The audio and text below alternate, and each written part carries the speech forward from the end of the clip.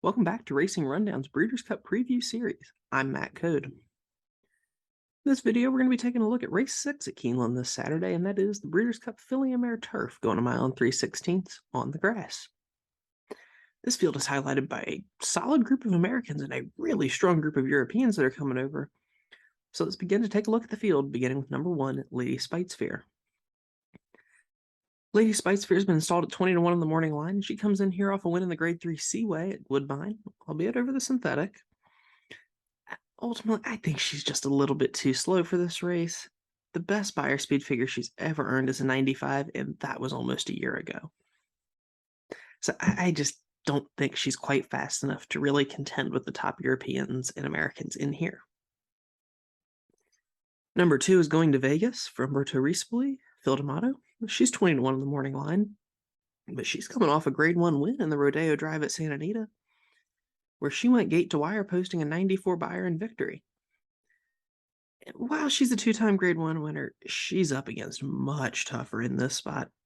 I think her prior speed figures leave her with way too much to do in here, but if you like her, she's a huge price.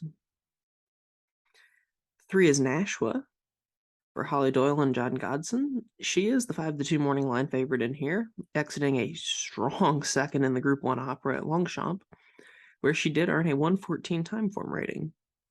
And this is a good time to talk about time form ratings.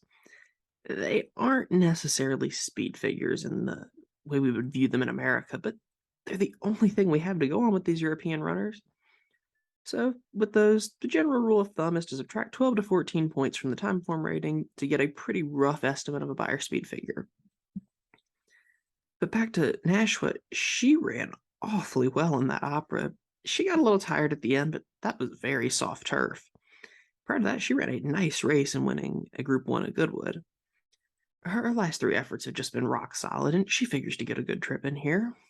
I think she's definitely one that you have to at least use in multi-race sequences. But I don't know that she has much of an edge on this field, so I do want to go into a few other horses in here. One of those is the number 4 Above the Curve for John Velasquez, Joseph O'Brien.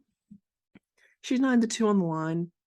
She's coming over off a nice third in the Opera, where she just missed running down Nashwa for second.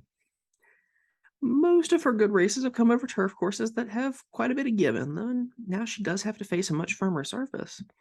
But this is a pretty lightly raced filly. She's only been out 6 times, and she's certainly eligible to improve in here. So I think she's a legitimate contender just based on her form in Europe, and she's ran high time form ratings, and there's a possibility that she's going to take a big step forward in here.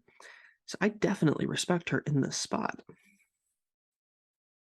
5 is Tuesday for Ryan Moore and Aidan O'Brien. She's 8-1 on the line. She was pretty disappointing in the Opera, where she ran 6th, but she was prominent in that race and then faded pretty severely in the later stages. She did the exact same thing in her start prior to the Opera, but those races were on pretty soft turf courses.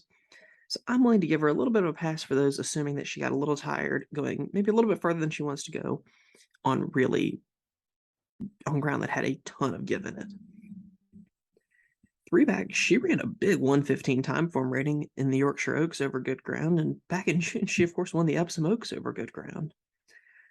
Based on her form, I think it's possible that she's really going to appreciate firmer ground at Keeneland, and I'm not concerned about the cutback in distance for her. So I think it's even possible the cutback and firmer ground could really accentuate her turn of foot in here, and she's going to be a solid price, I hope. The 6 is another European Mise en Scene. She's 30-1 on the line, and she's probably pretty tough to make in here. She comes off a second in a pretty small stake at Yarmouth. She did earn a career best 102 time form rating in that spot, but even if we're being generous and only subtracting 12 points off her rating, she's still pretty tough to make in this spot. Another European filly is the 7 Toy for Aidan O'Brien and Wayne Lorden. She's pretty clearly the lesser regarded of the 2 Aidan O'Brien trainees, and she comes in off a win in a $46,000 stake in Ireland. She did earn her career best time form rating in that race, but it's a 101. So, like Mise en Scene, I just think she's a cut below the contenders in this spot. Number 8 is Family Way for Tyler Gafflin and Brendan Walsh. This 5-year-old mare has been just a real consistent check getter this year. She's finished on the board in all 7 of her starts, mostly going a little bit longer. And she's also been just a little slower than I would like to see, topping out at a 95 buyer in 2022. But she's going to be in the back. She'll try to make a big rally late. I don't know that she's going to make much of an impact at a distance that might be a little bit shorter than her best, but again, she's going to be a huge price in here. 9 is Rougir for Chad Brown and Flavian Pratt. She's 12-1 on the line. She finally got her North American Grade 1 win last time when she won the EP Taylor at Woodbine and running a 96 buyer. Overall, she's been pretty disappointing this year after transferring to Chad Brown off a season where she won the ARC in France. Her win in last year's opera does show that she has some level of class, but she really hasn't seemed to take to American turf courses. I don't know if that's just a matter of she doesn't like firmer turf, the distances aren't quite right for her, but I think she's doing pretty well coming into here, and she'll be rallying late, so I won't be surprised to see her run third in here. The 10 is another Chad Brown trainee, Virginia Joy. Irad Ortiz rides this one at 10-1.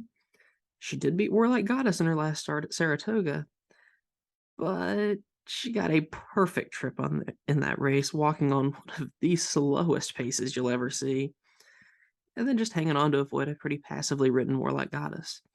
But that race was a 99 buyer, and a 99 at least makes her a contender to hit the board. Most of her good races have come on or near slow paces, so I do have a bit of a hard time making her a winner in here, since she's going to have to come from way back.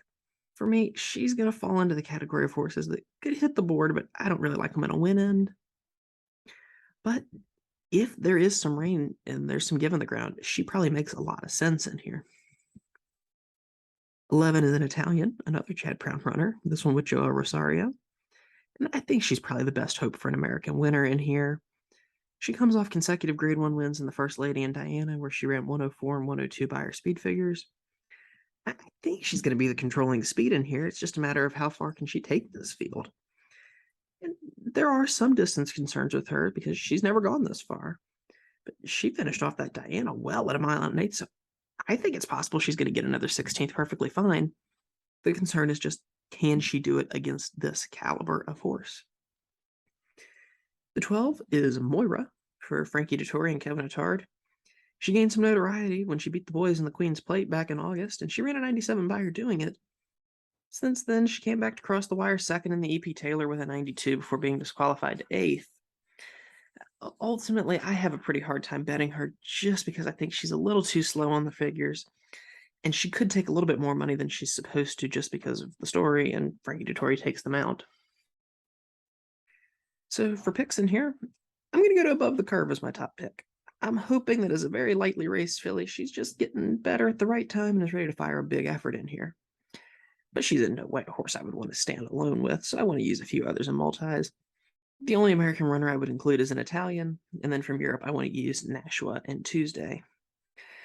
I think Rougir and Virginia Joy offer a little bit of value in here to hit the board at upwards of 10-1. But ultimately, this is a pretty contentious running of the filly and mare turf, and I'm looking forward to seeing how it plays out. And that's going to do it for this preview. Stay tuned to Racing Rundown on YouTube for previews of all 14 Breeders' Cup races this weekend. And be sure to check out the Racing Rundown podcast wherever you get your podcasts. And of course, good luck if you're playing the races.